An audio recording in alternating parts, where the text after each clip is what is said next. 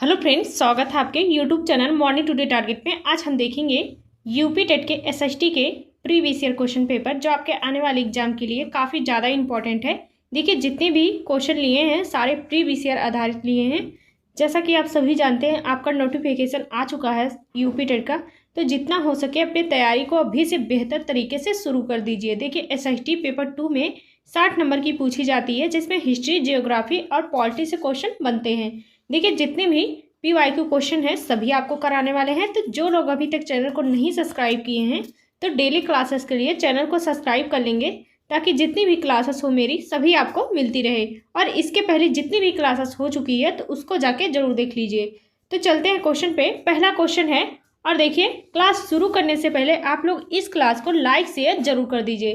तो चलते हैं, पहला क्वेश्चन है, भारतीय स्वतंत्रता संग्राम में लौह पुरुष के नाम से किसे जाना जाता है? भारतीय स्वतंत्रता संग्राम में लौह पुरुष के नाम से किसे जाना जाता है? तो वह हो जाएगा, यहाँ पे इसका तीसरा ऑप्शन सही हो जाएगा, सरदार वल्लभ भाई पटेल को। देखिए, सरदार वल्लभ भाई पटेल को उनके अटूट दृढ़ संकल्प, मजबूत इरादे और स्वतंत्रता के बाद 560 से अधिक रियासतों के एकीकरण में उनकी महत्वपूर्ण भूमिका के कारण उन्हें लौह पुरुष कहा जाता है और उन्हें भारत का बिस्मारक भी कहा जाता है, तो याद रखिएगा। नेक्स्ट क्वेश्चन है, 1916 में भारत में होम रूल आंदोलन की शुरुआत किसने की थी? तो 1916 में भारत में होम रूल आंदोलन की शुरुआत किसने की थी? तो वह हो जाएगा यहाँ पे बाल गंगाधर तिलक ने की थी। यहाँ पे इसका तीसरा ऑप्शन बिल्कुल सही हो जाएगा। देखिए, बाल गंगाधर तिलक अप्रैल 1916 में बेलगाम, पुणे में इंडियन होम रूल की स्थापना की थी और उनका कार्यक्षेत्र मुख्य रूप से महाराष्ट्र, बम्बे को छोड़कर कर्नाटक, मध्य प्रांत और बरार तक सीमित था, तो याद रखिएगा। नेक्स्ट क्वेश्चन है, भारत की कौन सी नदी कर्क रेखा ट्रॉपिक ऑफ कैंसर को 2 बार काटती है? तो भारत की कौन सी नदी कर्क रेखा को 2 बार काटती है? तो वह हो जाएगा, यहाँ पे इसका डी ऑप्शन सही हो जाएगा, माही नदी। माही नदी कर्क रेखा को 2 बार काटती है। देखिए, माही नदी भारत की एकमात्र ऐसी नदी है जो कर्क रेखा को 2 बार काटती है। यह मध्य प्रदेश से निकलती है और राजस्थान से होते हुए गुजरात में खंभात की खाड़ी में गिरती है। तो यह सभी पॉइंट याद रखिएगा। नेक्स्ट क्वेश्चन है, लोधी वंश की स्थापना किसने की थी? तो लोधी वंश की स्थापना किसने की थी? तो वह हो जाएगा, यहाँ पे इसका तीसरा ऑप्शन सही हो जाएगा, बहलोल लोधी ने। लोधी वंश की स्थापना बहलोल लोधी ने की थी।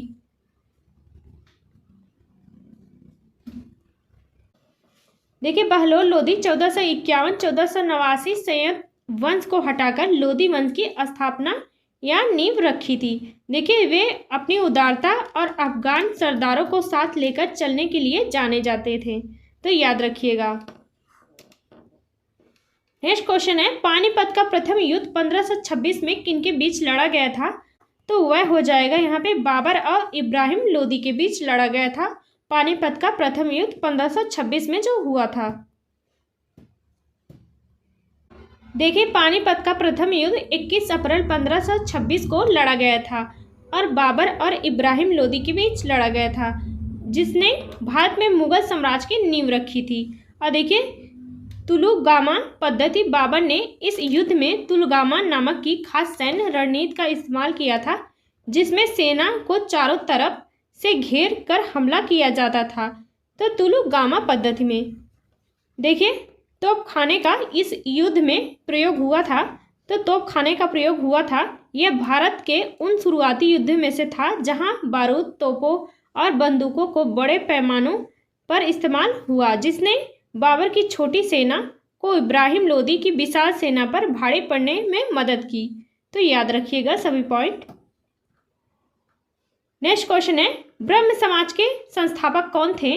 तो ब्रह्म समाज के संस्थापक कौन थे? तो वह हो जाएगा, यहाँ पे राजा राम मोहन राय थे। ब्रह्म समाज के संस्थापक राजा राम मोहन राय हैं। देखिए, ब्रह्म समाज की स्थापना राजा राम मोहन राय ने की थी। कब की थी? तो 20 अगस्त 1828 को की थी और कलकत्ता में की थी। यह आधुनिक भारत का पहला महत्वपूर्ण सामाजिक धार्मिक सुधार आंदोलन था। जिसका उद्देश्य था मूर्ति पूजा का विरोध करना और एक ईश्वरवाद, एक ईश्वर का प्रचार करना और सती प्रथा जैसी सामाजिक कुरीतियों को समाप्त करना था। देखिए, राजा राम मोहन राय को भारतीय पुनर्जागरण का जनक भी कहा जाता है और आधुनिक भारत का निर्माता भी कहा जाता है। तो यह सभी पॉइंट याद रखिएगा। नेक्स्ट क्वेश्चन है, किस मुगल सम्राट को जिंदा पीर कहा जाता है? तो किस मुगल सम्राट को जिंदा पीर कहा जाता है? तो वह हो जाएगा औरंगजेब को। औरंगजेब को मुगल सम्राट को जिंदा पीर कहा जाता है। देखिए, औरंगजेब को उनके सरल जीवन, उच्च नैतिक चरित्र और इस्लामिक कानूनों के प्रति उनकी कट्टर निष्ठा के कारण उन्हें जिंदा पीर यानी जीवित संत कहा जाता था। देखिए, जितने भी क्वेश्चन करवा रहे हैं सारे इंपॉर्टेंट है, तो एक भी क्वेश्चन मिस मत करिएगा और लास्ट तक क्लास में जरूर बने रहिएगा। नेक्स्ट क्वेश्चन है, निम्नलिखित में से किसे सफेद कोयला व्हाइट कोल कहा जाता है? तो निम्नलिखित में से किसे सफेद कोयला व्हाइट कोल कहा जाता है? तो वह हो जाएगा यहाँ पे जल विद्युत को। यहाँ पे इसका राइट आंसर सेकेंड ऑप्शन बिल्कुल सही हो जाएगा। देखिए, जल विद्युत हाइड्रो इलेक्ट्रिसिटी को सफेद कोयला व्हाइट कोल कहा जाता है। यह पानी की धारा या प्रवाह का उपयोग करके उत्पन्न की जाने वाली एक स्वच्छ, पर्यावरण अनुकूलन और नवीकरणीय ऊर्जा है जो कोयले की तरह प्रदूषण नहीं फैलाती है।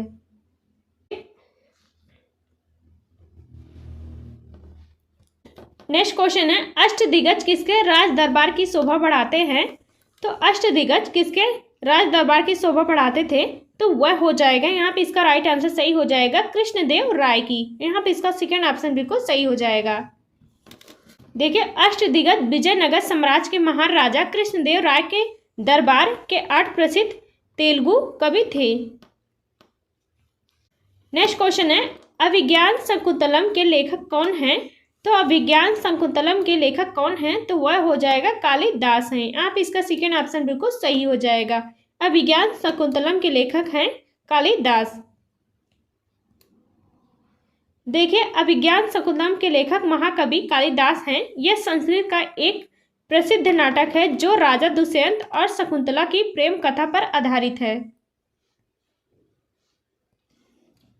नेक्स्ट क्वेश्चन है, भारत की सबसे लंबी नदी कौन सी है? तो भारत की सबसे लंबी नदी कौन सी हो जाएगी? तो वह हो जाएगी गंगा नदी। भारत की सबसे लंबी नदी है गंगा नदी। देखिए, गंगा भारत की सबसे लंबी नदी है जिसकी कुल लंबाई लगभग 2525 किलोमीटर है। देखिए, इसका उद्गम है तो उत्तराखंड में गंगोत्री ग्लेशियर के पास गोमुख से निकलती है, जहां इसे भगीरथी के नाम से जाना जाता है। और देखिए, इसका संगम होता है तो देवप्रयाग में। जब भगीरथी और अलकनंदा नदियां मिलती हैं तब इसका नाम गंगा पड़ता है। और देखिए, इसकी सहायक नदियां हैं, तो गंगा की सहायक नदियां हैं। इसके सबसे बड़ी सहायक नदी यमुना नदी है जो प्रयागराज इलाहाबाद से मिलती है। तो यह सभी पॉइंट याद रखिएगा।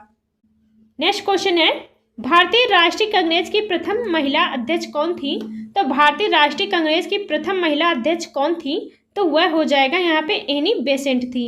एनी बेसेंट भारतीय राष्ट्रीय कांग्रेस की प्रथम महिला हैं। देखिए, एनी बेसेंट इन्होंने 1917 के कलकत्ता अधिवेशन में भारतीय राष्ट्रीय कांग्रेस की अध्यक्षता की थी, जिससे वह कांग्रेस की प्रथम महिला अध्यक्ष बनी थी। नेक्स्ट क्वेश्चन है, नाबार्ड मुख्य रूप से किसके विकास से संबंधित है? तो नाबार्ड मुख्य रूप से किसके विकास से संबंधित है? तो वह हो जाएगा यहाँ पे कृषि एवं ग्रामीण विकास से संबंधित है। यहाँ पे इसका सेकेंड ऑप्शन बिल्कुल सही हो जाएगा। देखिए, नाबार्ड जिसका पूरा नाम है राष्ट्रीय कृषि एवं ग्रामीण विकास बैंक है, मुख्य रूप से भारत के ग्रामीण क्षेत्रों में कृषि, लघु उद्योगों, कुटीर उद्योगों एवं अन्य आर्थिक गतिविधियों को बढ़ावा देने के लिए ऋण और विकास संबंधी सहायता प्रदान करता है। तो याद रखिएगा, यह क्वेश्चन आपके देखिए प्रीवियस ईयर क्वेश्चन में पूछा गया था। नेक्स्ट क्वेश्चन है, पृथ्वी के सबसे निकटतम तारा कौन सा है?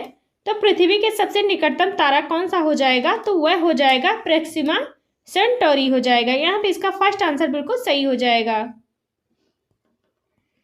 देखिए सूर्य पृथ्वी का सबसे निकटतम तारा है, इसके बाद दूसरा सबसे निकटतम तारा हो जाएगा प्रोक्सिमा सेंटोरी हो जाएगा। नेक्स्ट क्वेश्चन है, विश्व की सबसे गहरी झील कौन सी हो जाएगी? तो विश्व की सबसे गहरी झील कौन सी हो जाएगी? तो वह हो जाएगी बैकाल झील। तो बैकाल झील विश्व की सबसे गहरी झील है। देखिए बैकाल झील यह रूस के साइबेरिया क्षेत्र में स्थित है और इसकी गहराई लगभग है 1642 मीटर है। नेक्स्ट क्वेश्चन है, उत्तर प्रदेश का कौन सा जिला यूरेनियम के सीमित भंडारों के लिए प्रसिद्ध है? तो उत्तर प्रदेश का कौन सा जिला यूरेनियम के सीमित भंडारों के लिए प्रसिद्ध है? तो वह हो जाएगा ललितपुर हो जाएगा। यहाँ पे इसका सेकेंड ऑप्शन बिल्कुल सही हो जाएगा। देखिए उत्तर प्रदेश में यूरेनियम के सीमित भंडारों के लिए ललितपुर जिला प्रसिद्ध है। नेक्स्ट क्वेश्चन है, ओजोन परत को मापने वाली इकाई क्या है? तो ओजोन परत को मापने वाली इकाई क्या है? तो वह हो जाएगी डॉप्सन। ओजोन परत को मापने वाली इकाई हो जाएगी डॉप्सन हो जाएगी। देखिए ओजोन परत की मोटाई मापने के लिए डॉप्सन इकाई का उपयोग किया जाता है। और डेसिबल, देखिए डेसिबल मापने के लिए, ध्वनि की तीव्रता मापने के लिए डेसिबल का प्रयोग किया जाता है।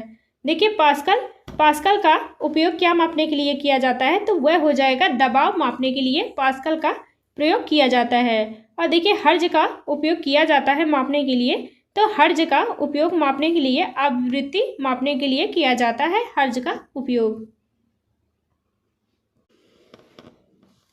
नेक्स्ट क्वेश्चन है, राष्ट्रपति अपना त्यागपत्र किसे सौंपता है? तो राष्ट्रपति अपना त्यागपत्र किसे सौंपता है? तो वह हो जाएगा उपराष्ट्रपति को। यहाँ पे इसका सेकेंड ऑप्शन बिल्कुल सही हो जाएगा। राष्ट्रपति अपना त्यागपत्र सौंपते हैं तो वह राष्ट्रपति को। देखिए भारतीय संविधान के अनुच्छेद 56(1)(a) के अनुसार भारत का राष्ट्रपति अपना त्यागपत्र उपराष्ट्रपति को संबोधित करते हुए देता है और इसके बाद उपराष्ट्रपति की यह जिम्मेदारी होती है कि वह इसकी सूचना तुरंत लोकसभा अध्यक्ष स्पीकर को दे। नेक्स्ट क्वेश्चन है, सौरमंडल का सबसे चमकीला ग्रह कौन सा हो जाएगा? तो सौरमंडल का सबसे चमकीला ग्रह हो जाएगा तो वह शुक्र ग्रह हो जाएगा। यहाँ पे इसका तीसरा ऑप्शन बिल्कुल सही हो जाएगा। सौरमंडल का सबसे चमकीला ग्रह होता है तो शुक्र ग्रह होता है। देखिए शुक्र ग्रह को भोर का तारा और साँझ का तारा भी कहा जाता है। तो शुक्र ग्रह को भोर का तारा और साँझ का भी तारा कहा जाता है। इसका क्या कारण है? यह पृथ्वी से आकाश में सबसे अधिक चमकने वाला ग्रह होता है। और देखिए सौरमंडल का सबसे बड़ा ग्रह होता है तो बृहस्पति ग्रह होता है। और देखिए ये वह ग्रह जिसे लाल ग्रह कहा जाता है तो मंगल ग्रह होता है। मंगल ग्रह को लाल ग्रह कहा जाता है। और देखिए किस ग्रह को चारों ओर वलय रिंग्स पाए जाते हैं? तो शनि ग्रह के, तो चारों ओर वलय और रिंग्स पाए जाते हैं। नेक्स्ट क्वेश्चन है, भारत में सर्वाधिक वर्षा वाला स्थान मौसिनराम किस राज्य में स्थित है? तो वह हो जाएगा मेघालय में। यहाँ पे इसका राइट आंसर सेकेंड ऑप्शन बिल्कुल सही हो जाएगा। नेक्स्ट क्वेश्चन है, भारतीय संविधान की अनुसूची 8 शेड्यूल 8 किससे संबंधित है? तो वह हो जाएगा, यहाँ पे इसका तीसरा ऑप्शन सही हो जाएगा, आधिकारिक भाषाएं संबंधित है। नेक्स्ट क्वेश्चन है, गांधी जी के राजनीतिक गुरु कौन थे? तो गांधी जी के राजनीतिक गुरु कौन थे? तो वह हो जाएगा गोपाल कृष्ण गोखले। यहाँ पे इसका राइट आंसर सही हो जाएगा, तीसरा ऑप्शन सही हो जाएगा। देखिए महात्मा गांधी गोपाल कृष्ण गोखले को अपना राजनीतिक गुरु मानते थे। 1915 में जब गांधी जी दक्षिण अफ्रीका से भारत लौटे तब गोखले ने ही उन्हें भारतीय राजनीतिक और समाज की स्थितियों को समझने में मार्गदर्शन दिया था। और देखिए गोखले की सलाह पर ही गांधी जी ने भारत की समस्याओं को करीब से जानने के लिए पूरे देश का भ्रमण किया था।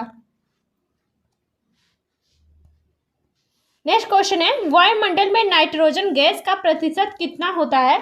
तो वायुमंडल में नाइट्रोजन गैस का प्रतिशत कितना है? तो वह हो जाएगा 78% हो जाएगा। यहाँ पे इसका सेकेंड ऑप्शन बिल्कुल सही हो जाएगा। नेक्स्ट क्वेश्चन है, कांग्रेस का विभाजन नरम दल और गरम दल में किस अधिवेशन में हुआ था? तो कांग्रेस का विभाजन नरम दल और गरम दल किस अधिवेशन में हुआ था? तो वह हो जाएगा यहाँ पे 1907 में सूरत में हुआ था। यहाँ पे इसका तीसरा ऑप्शन बिल्कुल सही हो जाएगा। देखिए, भारतीय राष्ट्रीय कांग्रेस का प्रसिद्ध सूरत विभाजन 1907 के सूरत अधिवेशन में हुआ था, जहां वैचारिक मतभेदों के कारण कांग्रेस को दो गुटों जैसे नरम दल और गरम दल में विभाजित हो गई थी। नेक्स्ट क्वेश्चन है, दिल्ली के किस सुल्तान ने सिकंदर द्वितीय सानी की उपाधि धारण की थी? तो दिल्ली के किस सुल्तान ने सिकंदर द्वितीय सानी की उपाधि धारण की थी? तो वह हो जाएगा यहाँ पे अलाउद्दीन खिलजी ने। यहाँ पे इसका डी ऑप्शन बिल्कुल सही हो जाएगा।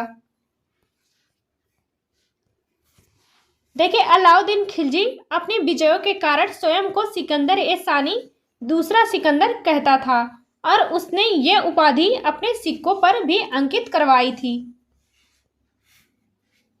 नेक्स्ट क्वेश्चन है, फॉरवर्ड ब्लॉक की स्थापना किसने की थी? तो फॉरवर्ड ब्लॉक की स्थापना की थी सुभाष चंद्र बोस ने की थी। तो आपका राइट आंसर यहाँ पे सेकेंड ऑप्शन बिल्कुल सही हो जाएगा। देखिए, फॉरवर्ड ब्लॉक की स्थापना सुभाष चंद्र बोस ने की थी। 1939 में भारतीय राष्ट्रीय कांग्रेस के भीतर एक वामपंथी गुट के रूप में ऑल इंडिया फॉरवर्ड ब्लॉक की स्थापना की थी। नेक्स्ट क्वेश्चन है, ब्लैक पैगोंडा के नाम से प्रसिद्ध कोणार्क सूर्य मंदिर किस राज्य में स्थित है? तो ब्लैक पैगोंडा के नाम से प्रसिद्ध कोणार्क मंदिर कहाँ स्थित है? तो वह हो जाएगा यहाँ पे उड़ीसा में स्थित है। तो आपका राइट आंसर यहाँ पे सेकेंड ऑप्शन सही हो जाएगा। देखिए, कोणार्क सूर्य मंदिर उड़ीसा के पुरी जिले में स्थित है। इसके काले रंग के पत्थर और गहरे रंग के कारण ब्लैक पैगोंडा कहा जाता है। नेक्स्ट क्वेश्चन है, धन विधेयक मनी बिल केवल किस सदन में पेश किया जा सकता है? तो धन विधेयक मनी बिल केवल किस सदन में पेश किया जा सकता है? तो वह हो जाएगा केवल लोकसभा में। यहाँ पे इसका सेकेंड ऑप्शन बिल्कुल सही हो जाएगा।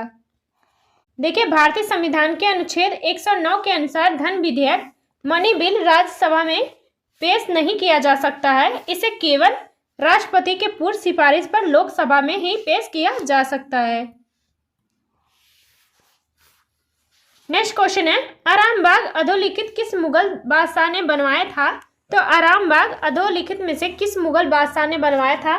तो वह हो जाएगा बाबर ने बनवाया था। यहाँ पे इसका सेकेंड ऑप्शन बिल्कुल सही हो जाएगा। देखिए, यह बाग आगरा में स्थित है और इसे 1528 में बनवाया गया था बाबर द्वारा और इसे मूल रूप से हस्त बिहसत के नाम से जाना जाता था। नेक्स्ट क्वेश्चन है, गांधी जी ने दांडी यात्रा कहाँ से शुरू की थी?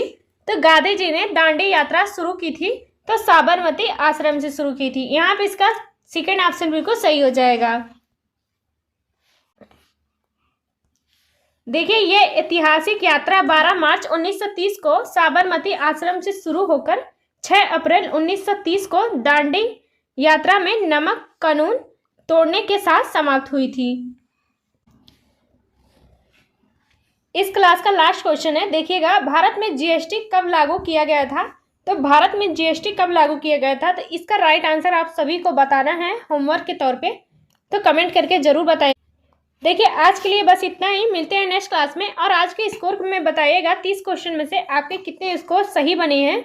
और मेरी डेली क्लासेस के लिए चैनल को सब्सक्राइब कर लीजिएगा ताकि डेली आपको क्लासेस मिलती रहे। तो मिलते हैं नेक्स्ट क्लास में।